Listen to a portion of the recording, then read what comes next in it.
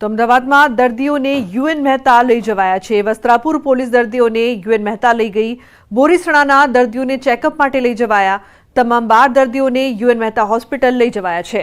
તો તમામ દર્દીઓને મેડિકલ ચેકઅપ માટે જ બોલાવ્યા હતા પોલીસ સ્ટેશન, જેમને યુએન મહેતા હોસ્પિટલ લઈ જવામાં આવ્યા છે, જ્યાં તેમનું ચેકઅપ કરવામાં આવશે। તો તમામ 12 દર્દીઓને હાલ યુએન મહેતા હોસ્પિટલ લઈ જવામાં આવ્યા છે। ઉલ્લેખનીય છે કે જે પ્રકારથી સમગ્ર મામલો સામે આવ્યો હતો, ત્યારે હવે આ દર્દીઓને યુએન મહેતામાં લઈ જવાશે, જ્યાં તેમનું ચેકઅપ કરવામાં આવશે। વસ્ત્રાપુર પોલીસ દર્દીઓને યુએન મહેતા હોસ્પિટલ લઈ જઈ રહી છે। अन्य महत्वपूर्ण समाचार की बात करिए तो होटल में जमवा जता लोको माटे लालबत्ती समान किस्सो प्रकाश में आव्यो छे। राजकोटना सरोवर पोर्ट्रिको होटल में छाशमांथी ईयळो निकળી होવાનો करायो छे आक्षेप। जैनिश कड़ेचा नामना व्यक्तिए पोर्टिको होटल सामे गंभीर आक्षेप कर्या। जैनिश कड़ेचा होटल में सेमिनार अटेन्ड करवा गया हता। आ दरमियान छाशमांथी ईयळो निकળી। होटल स्टाफने फरियाद करता स्टाफे वातने जडमूळथी उडावी दीधी होવાનો आक्षेप शख्से कर्यो छे।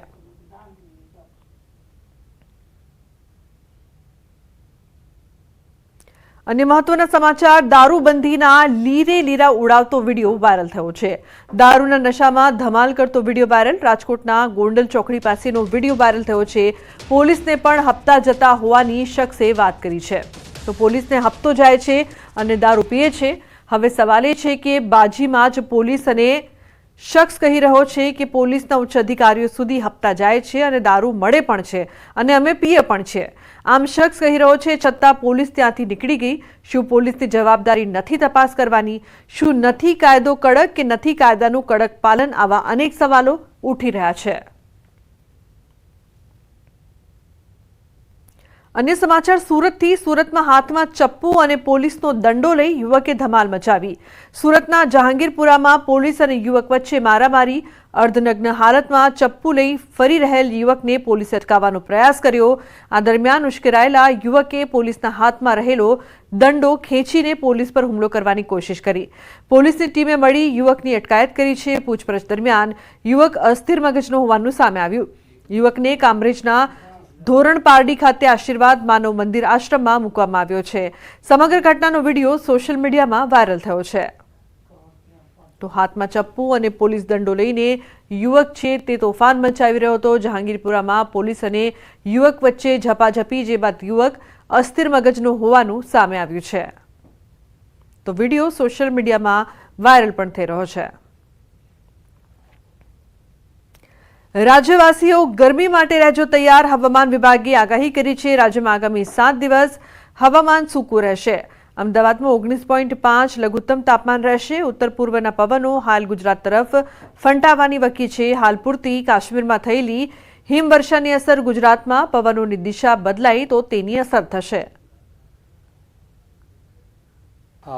आने वाला अगले 7 दिन तक मौसम शुष्क रहने का पूर्वानुमान दिया गया है और जो तापमान में भी ज़्यादातर परिवर्तन नहीं होने का भी पूर्वानुमान दिया गया है।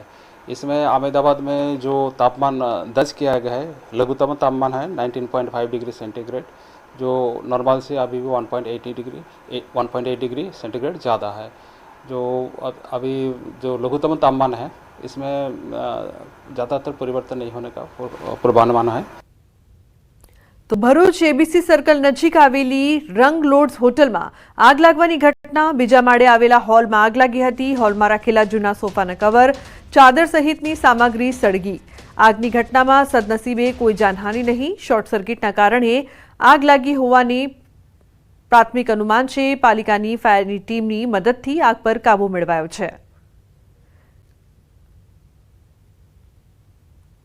तो राज्यना शिक्षण मंत्री प्रफुल्ल पानसेरियाए मानवता महकावी। सूरतना सरथाणा रिंग रोड विस्तार में अकस्मातनो भोग बनेली महिला ने होस्पिटल में पहोंचाड्या। महिला ने अजाण्या वाहन चालके टक्कर मारी हती।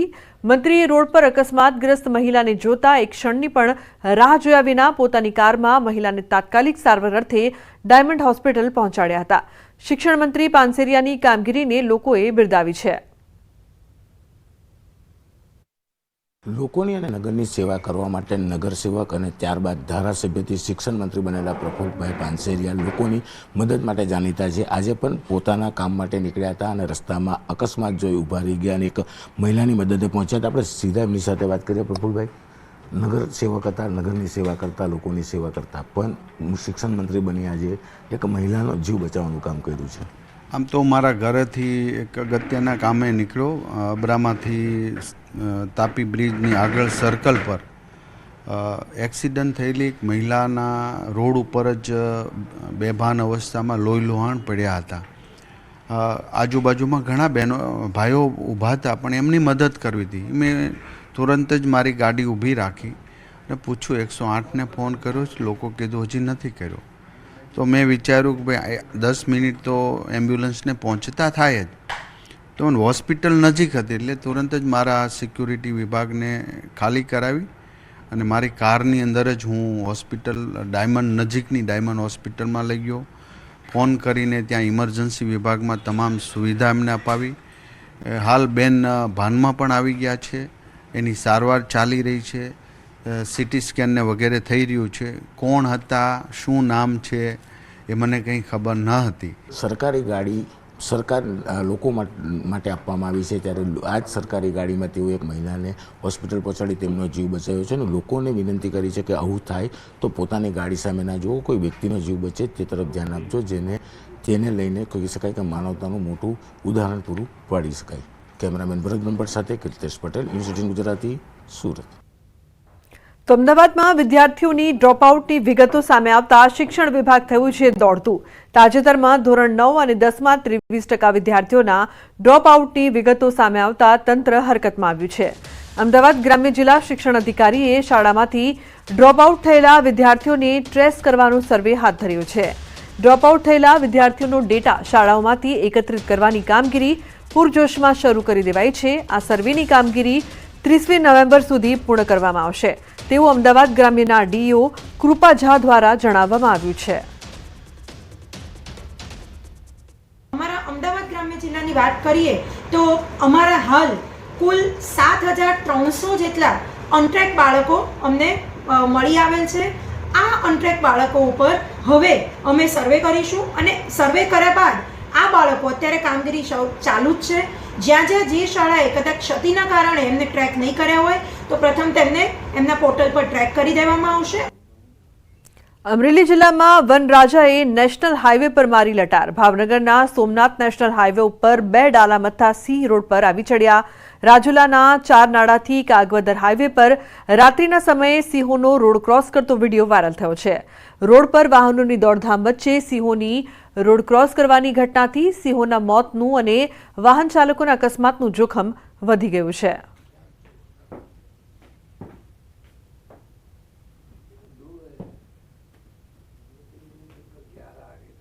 તો હવે વાત કરીએ લીલી પરિક્રમાની.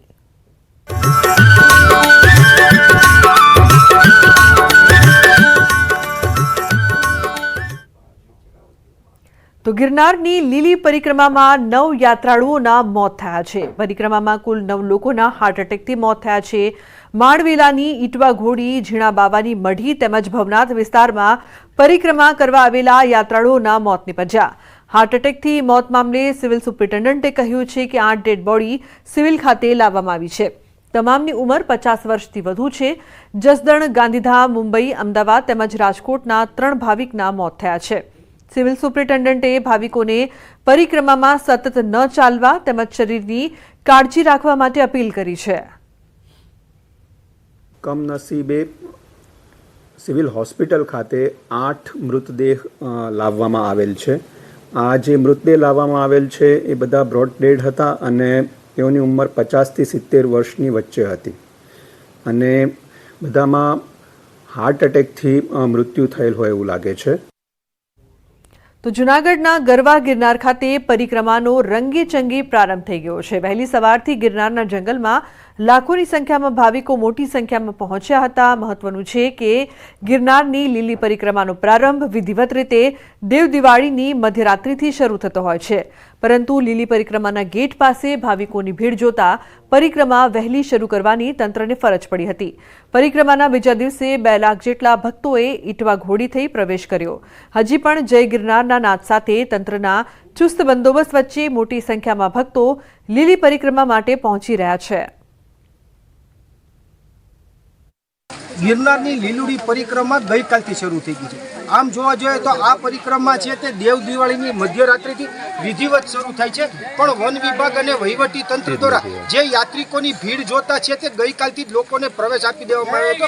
ગઈકાલે જ્યારે ગેટ ખોલવામાં આવ્યા ત્યારે 50,000થી વધુ ભાવિકો છે તે અંદર જતા રહ્યા હતા અને ગઈકાલે સાંજ સુધીમાં 1 લાખ લોકોએ છે તે પ્રવેશ મેળવી લીધો હતો। આજે બીજા દિવસે વહેલી સવારથી એક ધારો છે તે યાત્રિકોનો પ્રવાહ છે તે શરૂ છે અને તેને લઈ અને અંદાજિત 2 લાખથી વધુ લોકોએ આજે પ્રવેશ મેળવી લીધો છે તેવું હાલ માનવામાં આવી રહ્યું છે। અને હાલ જે પરિક્રમા છે તેમાં યાત્રાળુઓનો અવિરત પ્રવાહ છે તે વહી રહ્યો છે, તેને લઈ અને આજ સાંજ સુધીમાં કે મોડી રાત સુધીમાં બોરદેવીનો જે છેલ્લો પડાવ છે ત્યાંથી અંદાજિત 1 લાખ યાત્રાળુઓ પોતાની પરિક્રમા પૂરી કરશે તેવો હાલ અંદાજ સેવાઈ રહ્યો છે। ત્યારે આજે મધ્યરાત્રિએ જે પરિક્રમાનો વિધિવત પ્રારંભ થનાર છે તે ઔપચારિક બની રહેશે। અતુલ વ્યાસ, ન્યૂઝ 18 ગુજરાતી, જૂનાગઢ। જૂનાગઢની વિશ્વ પ્રસિદ્ધ લીલી પરિક્રમાની શરૂઆત થઈ ચૂકી છે, જેમાં લાખોની સંખ્યામાં ભક્તો ઉમટ્યા છે। પરિક્રમા કરવા અલગ અલગ રાજ્યમાંથી લોકો આવી રહ્યા છે। જો કે પરિક્રમા માટે જે વ્યવસ્થા કરવામાં આવી છે જેને જોઈ લોકો પણ ખુશ છે। પ્લાસ્ટિક મુક્ત પરિક્રમા કરાઈ રહી છે। પૂનાથી આવેલ યુથે એક દિવસમાં જ પરિક્રમા પૂર્ણ કરી છે। ગિરનારની ગોદમાં અત્યારે પરિક્રમા ચાલી રહી છે અને કેટલાક યુથ છે કે જેમને પરિક્રમા પૂરી કરી લીધી છે।